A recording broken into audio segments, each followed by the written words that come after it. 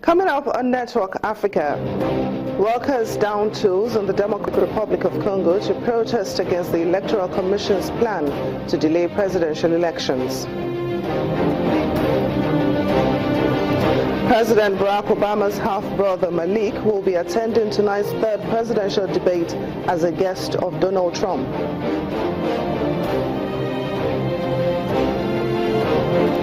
And clashes in the Tuareg heartland of Kidal jeopardizes Mali's peace deal.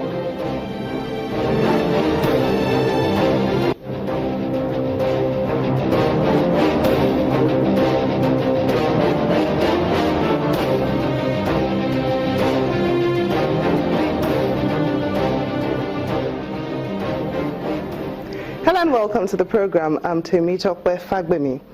We're starting here in Nigeria. It's a new dawn for the released Chibok girls, as the president has today assured them that their worst days are over. Addressing the girls at the villa in Abuja, President Muhammadu Buhari acknowledged the pains the girls had to endure throughout their abduction, saying their release is restoration of their freedom. According to the president, quote, "These 21 girls will be given adequate and comprehensive medical, nutritional and psychological care and support. The federal government will rehabilitate them and ensure that their reintegration back to the society is done as quickly as possible." End of quote. He also says that the 21 girls have seen the worst and it is time for the government to give them the best. The president says, quote, "Aside from rescuing them, we are assuming the responsibility for their personal, educational and professional goals and ambitions in life. Obviously, it is not late for the girls to go back to school and continue the pursuit of their studies." End of quote. President Buhari thanked Nigerians and the international community for the support given to the government in its quest to secure the release of the Chibok schoolgirls.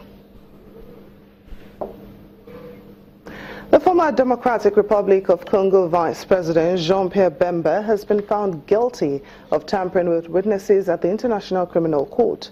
Judges ruled that Mr. Bemba and his aides bribed at least 14 witnesses, coaching them in what to say and how to behave in court. Mr. Bemba has already been convicted of war crimes and crimes against humanity committed by his militia in the Central African Republic, and he was sentenced to 18 years in jail. This separate case is the first such corruption trial in the history of the ICC. Meanwhile, businesses in the Democratic Republic of Congo's capital, Kinshasa, are closed and cars are staying off the roads following an opposition call for a strike to demand that elections be held in November and that President Joseph Kabila steps down. Security forces have also surrounded the home of Mr. Kabila's main rival, Etienne Tshisekedi, who is at the forefront of calls for the election to be held in November. His party has warned that Mr. Kabila will be committing high treason if the polls are delayed. The Constitution bars Mr. Kabila from running for a third term, and the opposition alleges that the government wants to delay the election so that he can remain in power. The ruling party and one opposition faction have proposed postponing the presidential election until April 2018. The Electoral Commission also says it will miss the November deadline as more time is needed to register voters. Dozens of people were killed in the capital last month in protest calling for Mr. Kabila to leave office in December. Well, let's get more on this story from the VOA's William Chloe in Kinshasa. You're welcome to the program, William. So what is Hello, thank you for having me. Yeah, William, what is the situation of things at the moment in the DRC, especially in the capital? Okay, so today the main opposition coalition, which is called the Rassemblement, which has rejected the dialogue which concluded yesterday between the president and a smaller section of the opposition, has called a strike. It's known as a Day of Dead City, and Kinshasa, the capital, has been quiet today, very quiet, but peace. It's the kind of strike where kids are asked not to go to school, shops are encouraged not to open, and public employees are encouraged not to go to work. It's the third time they've done this in 2016, and I'd say this is probably the most successful one they've done so far. This morning, Kinshasa's usually very busy streets and boulevards were empty, shops were closed off, schools were empty. but this is a city where there are very few salaried employees, so it's difficult not to work because people are poor and they need to earn money. And therefore, as the sort of after morning went on and got towards lunch, some traders, money changers, mobile credit sellers did start working. As it's, that everyone needs to earn some money, and also around lunchtime and in the early afternoon, some shops did start opening too. There were large deployments of police and military police in the city, but other than one instance in which some young men were dispersed with tear gas, it has been otherwise peaceful. In the eastern city of Goma, however, about 1,000 protesters gathered outside the governor's residence to protest Joseph Kabila's plans to stay in power beyond the end of his second term, and police did disperse that with tear gas in the eastern city of Goma. Now, William, the media is reporting that security forces have surrounded the home of Mr. Kabila's main rival, Etienne Tshisekedi. Can you confirm this report? Well, earlier there were certainly larger numbers than normal of police and military police in and around the area of Limete, where Etienne Tshisekedi has his house and his party headquarters. For example, this morning we saw 7 trucks of military police and several large deployments of riot police. However, I've spoken to a few people in Tshisekedi's party, and it doesn't seem that his house is specifically being targeted and surrounded. Rather, instead, there are just more police and more military police on the streets. So, William, how long is this protest scheduled to last, and is the government ready to dialogue with the opposition? No. So the dialogue that the government has recognized between supporters of President Kabila and the smaller opposition faction concluded yesterday. As far as the government and the smaller opposition are concerned, the dialogue is done, the accord has been signed, and the Rassemblement, the larger opposition coalition, which rejected the dialogue, is very welcome to sign up to the terms of their agreement. But as it stands at the moment, the idea of a second dialogue is currently out of the question.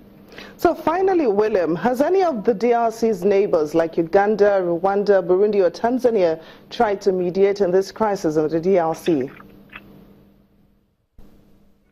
On a regional level, they've been involved. The sort of organization of the countries of the Great Lakes and also the Southern African Development Community has been involved in supporting the dialogue to which I just referred. And the SADC sent a delegation to Kinshasa last week to sort of check on the political security situation. And on the 26th of October, there will be a conference about Congo in Angola, where both the SADC and the Great Lakes regional group will be participating. However, these regional blocs have been participating to support the dialogue, which the Rassemblement has rejected. So it seems to me that the view of the region is that the Rassemblement should have participated in the dialogue, and the Rassemblement looks to be quite short of regional friends at the moment. William, thank you so much for joining us on The World Today. The International Court of Justice, the ICJ, that's the UN's highest court, has begun hearing Equatorial Guinea's challenge of France's planned proceedings against the son of the country's president. Equatorial Guinea is seeking to block French efforts to prosecute Théodorin Obiang on charges of money laundering. Théodorin Obiang is vice president of the oil-rich African nation and son of President Théodore Obiang. The vice president is expected to attend a trial at Paris Criminal Court on October the 24th. Obiang claims diplomatic immunity, but prosecutors have said the charges relate to his private life in France and not to his official functions. He denies wrongdoing and says his wealth, which enabled him to buy luxury real estate in Paris, a private jet and exotic sports cars, was amassed legitimately. Obiang also faces money laundering charges in the United States of America. The eldest son of Nigeria's renowned environmental activist Ken Saro-Wiwa has died at a London hospital. Saro-Wiwa Jr., who served as an advisor to former President Goodluck Jonathan, is believed to have died of complications from a stroke at a London hospital. In a statement, his family says they are devastated over his death. U.S. Republican presidential candidate Donald Trump has invited President Barack Obama's half-brother as a guest to his third and final debate with Hillary Clinton this evening in Las Vegas. Malik Obama, a Muslim who has both Kenyan and U.S. citizenship, says he's excited to be at the debate and he believes that Trump can make America great again. In July, he said he would vote for the controversial Republican, saying President Obama has not done much for the American people or his extended family in Kenya, despite high expectations when he took office. Malik Obama also dismissed reports of women who had accused Mr. Trump of groping them, saying, quote, "I don't believe them. Why didn't they come forward before now?" The president's half-brother is also an aspiring politician in Kenya, running for office in 2013, but failing in his bid to become governor of Siaya County. Let's get more on this story from a career diplomat, Ambassador Dakpo Fafora, who joins us live on the program. You're welcome to the program, Ambassador. Yes. So what do you make of President Obama's half-brother Malik attending the U.S. presidential debate as a guest of Donald Trump? Repeat that question. I didn't get that question. I said, what do you make of President Obama's half-brother Malik attending the U.S. presidential debate as a guest of Donald Trump? It's a bit of political mischief by Donald Trump just to embarrass President Obama. You remember for a long time he was saying that President Obama was actually not a U.S. citizen. And then that proved to be a lie. So he has gotten his stepbrother now to embarrass him politically. But I don't think it's going to make any difference. That issue has long been sorted out, that President Obama is a U.S. citizen. Now, Ambassador, Malik Obama has accused President Obama of not doing enough for Kenya and Africa while in office. And Hillary Clinton is expected to continue President Obama's legacy. Do you believe that Donald Trump will seek to establish closer ties with Africa if he becomes the president of the United States? Well, it's really more, less likely than either President Obama or Hillary Clinton to be disposed to do more for Africa. I think generally the United States is going through a period of withdrawal, a period of isolation from global affairs. Whereas its strategic interests are in the Middle East, where, as you know, it is involved in the war in Syria and Iraq, as well as in Southeast Asia, where the newly emerging nations offer some attraction, countries like the Philippines, Indonesia, and so on.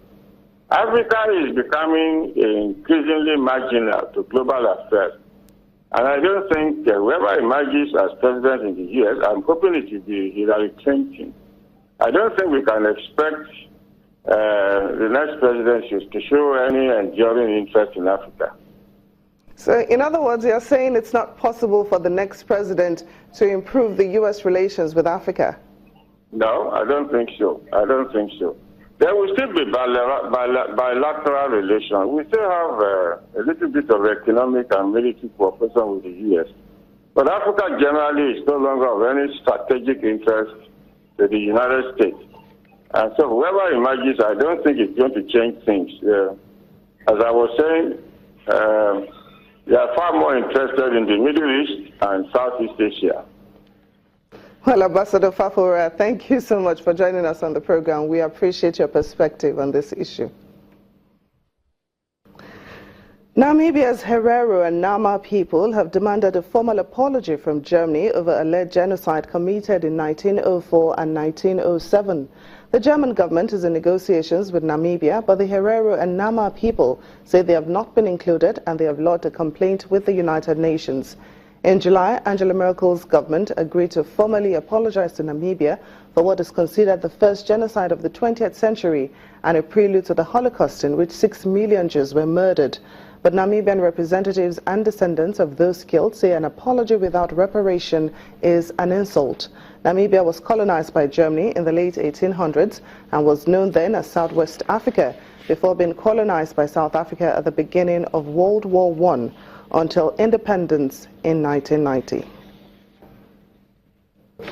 Still to come on Network Africa, clashes in the Tuareg heartland of Kidal jeopardizes Mali's peace deal. Please stay with us.